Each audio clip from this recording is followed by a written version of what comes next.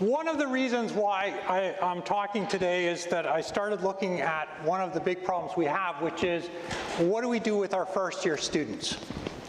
And because I want to be about me, I start out by looking at 1944. We have slide rules, tables of values, and if those of you familiar with the giant books of references that we had in the past, and in-person lectures. Things changed a lot in 1984 when I became a first-year student, and calculators and computers had arrived. And with those, you started to have CRC handbooks, and one of the things that sort of resulted was the first sort of major concern about technology. What's this calculator going to do to our engineers? In-person lectures and computer algebra. Huge change from 44 to 84. But from 1984 to 2023, so almost 40 years again, we don't see much change. Classrooms remain the same. We still use calculators, and frankly, my calculator was better in 1984 than the one that you have today for our first-year students. And I also had it much better than a 1944 student. Where we see weak points, and where I wanted to start to look at this as an instructor and a later coordinator, were some of the weak points associated with first-year students. And they deal with unit calculations and G in English units, drawing, things like that, which are not necessarily intuitive, but important for development. So 40 years for me, big changes in my classrooms. 40 years for a student today, not so many changes. One of the things that often has come in conversations with various members of the department is what is wrong with students today? And I think that's a fair question. We are looking at things from a perspective of faculty members. And as faculty members, we are seeing things that we don't understand and may not be able to always deal with. Last 4 years have been particularly difficult on these students. Lots of changes have occurred, and we have not managed to keep up with those expectations. And worse yet, we haven't really dealt with how those expectations have changed or not changed, and how that impacts student response. So I've been teaching dynamics for about 20 years, and certain issues became apparent early on. And even if you're not a mechanical engineer, I'm just going to put some of these up. Angular momentum, rigid body kinematics, rigid body kinetics. And those issues have been very important in terms of how do you present them. And so I am, as an instructor, have focused on a math-based method that is balanced out by a graphical approach. I have another instructor who is strongly supportive of a graphical approach with a light math. And so this has made it very difficult to convince students what the best way to do things are. So I get stuck with coordinating MIE 100 in 2020. March 13th, 2020, of course, is the start of COVID. And so everything changed. And everything changed very quickly. But really, COVID was not our biggest problem. It was part of an ongoing set of issues that had been going on for a while. And I want to kind of make this sort of separate point. In 2018, I started to look at how to incorporate some video into supporting students and finding out how to do things. And there are about 125, 130 videos right now. This is the last time I'll do that. None of these videos and subsequent supplements were in response to COVID. I did not think about COVID when I was developing it, and it's really important to understand that was secondary in all of this. And I have to admit, I am very disheartened. When the faculty sort of announced the return to in-person, it sort of wiped out everything. So all of the MyMedia, all of the MS Stream, all of the stuff that had been developed was sort of gone. And I don't understand why. I still don't understand why. So let's go back to that problem with first-year students. What's wrong with first-year students? We have a 13-week term. And out of that 13-week term, we have 6 weeks of testing. So a weekly term test, and in our case, each of those term tests, one is worth 15%, one is worth 25%. The first set, very early in the term, and it's very annoyingly early in the term because I haven't had any chance to cover material. When I test students, or when we test students in MIE 100, we test them on material up to week 3 if we have a week 4 exam, which I had this year. Which means that we only have basically 2 weeks to teach them new material. So there's no time to react, and the students don't have a chance to really catch up. The next set of tests are in the weeks 9 to 11. And those are crucial. I have a set of lectures, and my colleagues in APS 106 who will be talking after me are going to tell you, or not going to tell you, I will tell you that their exam affects my lecture attendance. My exams affect their lecture attendance. And the result is that students miss crucial material, particularly in weeks 9 to 11.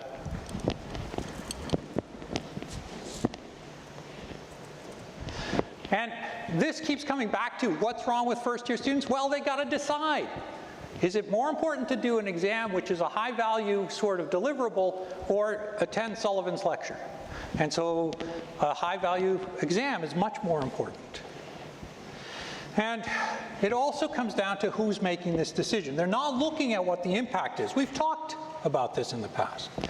And I'll kind of mention, because I've been here long enough, I know that that first set of exams was driven by student requests. And that's also a problem. Students want relief from some of this demand, but they don't understand what the impact of their decision is. And nobody is actually pushing back to say, you know what, this is not helpful. COVID made things worse. Okay, yeah, our course averages spiraled. They went crazy, 15, 20 marks up. And of course, it's all me. I did all sorts of various things. Everything went up. It was 80%. But the question really is, what happened when they came back? Strangely, they all dropped back again, and they're back at the 2019 numbers, which I think is actually kind of useful to recognize. When we were in the middle of COVID, we made a conscious decision not to go crazy with our exam question. We did not vary significantly the type of questions we were asking, because in the end, when you're doing an online exam, we were fighting check. We were not actually testing students. And so the reality was that we didn't really learn anything from the testing. And students still, during COVID, before COVID, now, are focusing on high payoff exams at the expense of lecture. And what are their strategies? COVID really sort of walloped this, because COVID created a strategy which was based on online learning, and all of these high school students are now coming into the U of T, and they don't know how to study yet. And we haven't taught them how to study, and what the resources are and how that impacts things. So they spend a lot of time sweating it out. But ultimately, it's still an economic decision, and it's one where you have to follow the money. Where exactly does a student get the most benefit? So one of the things that I did when I took over Dynamics was I put something down called the Dynamics Concept Inventory, and it's something that I really like. It's a list of deliverables for an instructor for a course in Dynamics. It was from 2003, 2005. I think the last publication out of this is about 2009. But it's a really good idea, and it lists a whole bunch of basic concepts that are important to the student and important to the instructor. And I said, okay, this is good. I will put this in the syllabus. I will put it very clearly in large bullets, and the students will know what they need to follow. Students don't read the syllabus. Nobody reads the syllabus. So you constantly get sort of feedback that says, well, what's this? Where's this? It's in the syllabus. I don't know. Okay. So you have to understand nothing that we sort of do actually works until we actually can reach them. So it started me thinking a bit about my assumptions about students. But this is genius, okay? I mean, it's an instructor-led thing, and it's clever. And one of the things that they sort of recommend is at the beginning of term, you send out a survey, students fill it out, and it sort of says, here's the concepts and here's what I understand. End of term, you do the same thing, and you see what the change is. But the difficulty with a dynamic concept inventory and any type of online exam at this point is, I cannot trust that we're actually capturing real data. And so I don't use it because I don't trust it. And just a shout out for Gary Gray, who I think is maligned. He wrote one of the best dynamics textbooks. It has not been republished, and it should be. There you go. Okay. And I'm going to list what that dynamic concept inventory is. And again, it's not important what sort of all the points are, but you know, a direction of friction force on a rolling rigid body is not related in a fixed way to the direction of roll. What's important about that is that it is a very concrete list. If you understand and read that list, you know what we should be testing.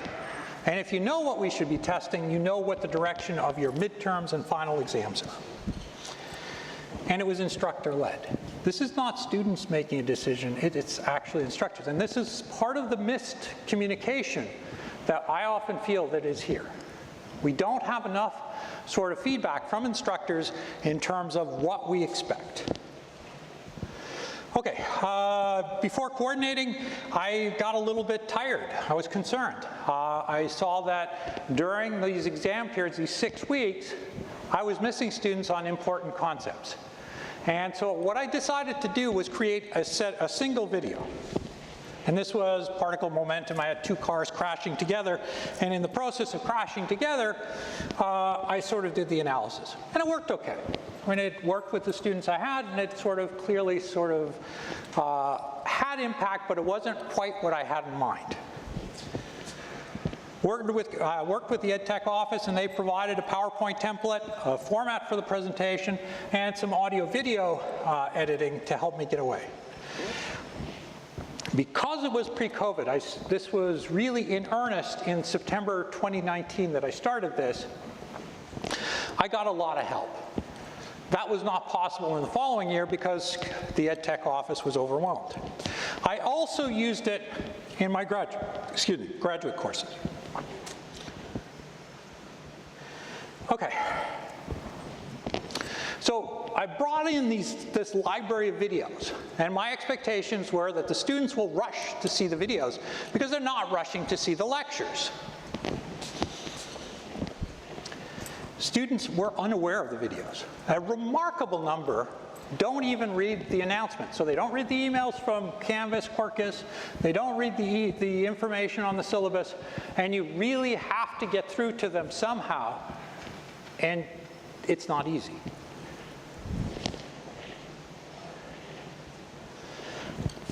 I opened the channel. So I have a YouTube channel, and the reason I chose YouTube was and I'll show you why, is that I got statistics. Students would search my channel for topics. So my channel was MIU 100. If it were 1984, sure. Students don't actually search for information. Information comes to them. And to a large extent, there is a large amount of effort by Google and others to give them what they want, but they haven't really learned sometimes how to search new ideas. And we have made a real effort to pretend it's still the 1980s.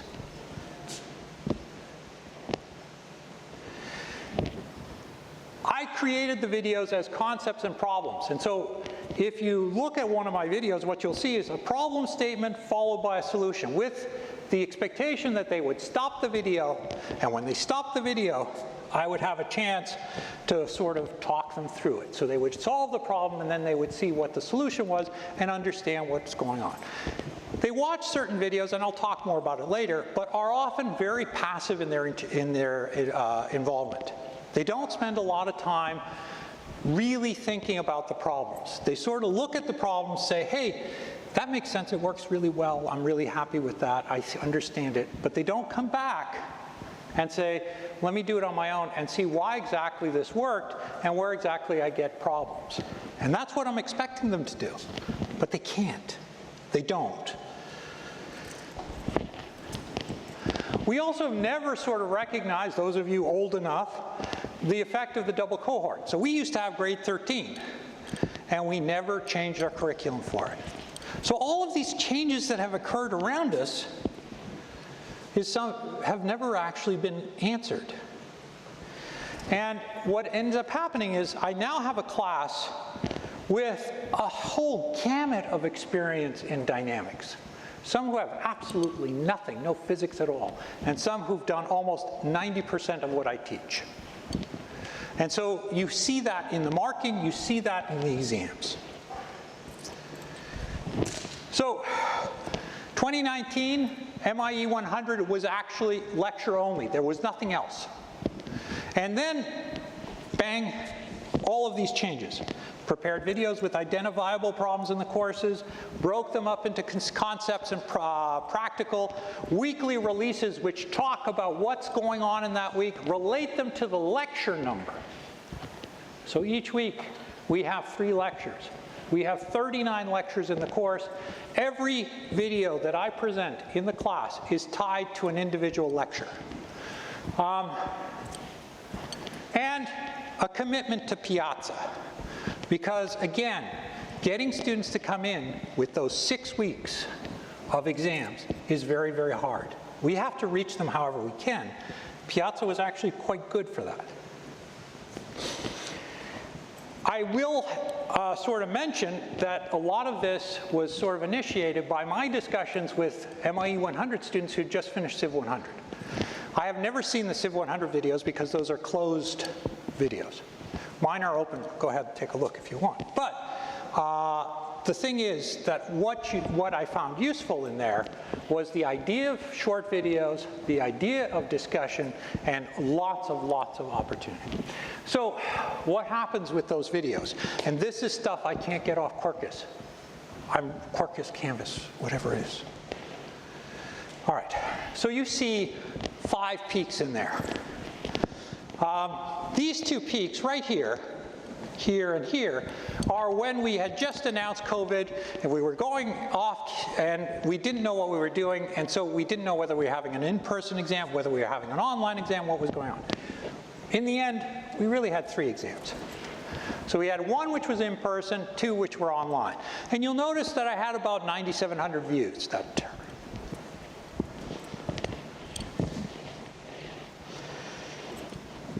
Student interest directly correlated to exams. You know, APS 106 was probably around there. And same thing. In between these 2, they have a whole bunch of other exams. We usually are the first exam that they have. But you also notice the steep drop-off. Exam, exam, exam, it goes away. They can't keep up with the material. So spike in averages from 2019, oh wait, there we go, 22,000 views. So that was my big year. I'm real pleased with that one. We did quizzes on a bi-weekly basis. I also started to put in an introductory video. Now the introductory video is outside of the classroom time. It's around the holidays, and they do spend the time to look at that. So that's always got a bit of interest in that. But otherwise, everything correlated to the exams, and it was the same thing. Worry, worry, worry, stop. And because it's online only, that was the high count of views. Now, 2022, last year, a little bit of introductory video. They're kind of getting back into the in-person sort of thing. They're thinking about it, and we had sort of had a lot of different announcements here. But there's clearly some interest. But again, generally they're looking at exams and they're focused on exams. And then the in-person component, they are right there. And it was a big change. But the behavior never changed. So again, finally this year, all in person, and you see the same sort of behavior. You see an interest in the introductory video, and I think this is sort of indicative that if we give them time, they will actually look and go on beyond what they normally would look at. As soon as we overwhelm them, behavior switches back to exams. And The interest in a course is not in learning the material, it's learning what the next exam is going to cover. So they are desperate to cover that, they're desperate to find out what's going on, and we get lots of things happening. The numbers are going back to the in-person expectation. So online fully, I expect to get 20,000 views. In person, I expect to get 9,000 views. So I know roughly what to expect. And I also know that this is going to be sort of pretty standard here. Lots of subscribers too. Students are good jumping in. They think they want to do this, but they don't have time. And the sort of spike is always during the final exams, and it's the most views. And the reason why it's the most views is because they have more time between the last exam and no classes. No other exams, nothing there. They don't put any of this in any type of written feedback. I don't see this in the teaching evaluations. They've never talked about the videos. If I base my decision about what to do with these videos, I would have stopped in 2020. The fact is they're using them, but they don't talk about it. So, what are they watching? In 2020, we provided full lectures. So I had a set of lectures from one of the other instructors, Edmund Young, PowerPoint videos that I had developed, and I put a list together. And it wasn't enough. So I had to start rejigging how I did things. And let's see, it was not really as good as I'd hoped. It got better with time. Piazza, helpful, but overwhelming. One of the things you got to recognize with Piazza is they're not attending office hours. They're not attending all of these other sources because, again, lots of demands on their time. When they do have time, they're panicking on Piazza. I need an answer right now. And getting an answer to them right now takes a lot of effort. We also changed the text because I didn't like the old text because of very poor online support. 2021, full lectures. We used video lectures from 2018. Again, we did use the video lectures from 2018. PowerPoint videos, better at advertising. I got more response in turn. That was 22,000 views. Okay, so not bad. Helpful, but overwhelming with Piazza. Finally, 2022, full lectures. Each section did their own lectures. I did 40 lectures, 39 plus 1. Released them on a daily basis so they could look at them on YouTube and they could look at them in person. So I was talking through them up until the middle of the term. Piazza, helpful, but really overwhelming. We returned to full in-person. So this is the first year we've been fully in-person. We have the full lectures from 2022. For some instructors use podium videos, but in my case, I was able to because I hadn't had all of my lectures wiped out. The My Media videos were wiped out. Yeah, I think a lot of them were. Piazza, oh my God. They were not ready for in-person. They were stressed. They couldn't deal with it. And when it came down to it, Piazza proved to be a lot of questions. So here's Piazza. And we had sort of number of users per day. And the problem with Piazza is it doesn't give me a nice graph and data. But this is, from here to here is when the course is offered. So January to May. And if you see, you'll notice that there's a pretty consistent attendance online of about 300 students, 250 students a day, even in the midst of everything else that was going on. After the exams, they still hung on because they were worried. They were panicking because they hadn't really done that well on the final, and they didn't, by the way.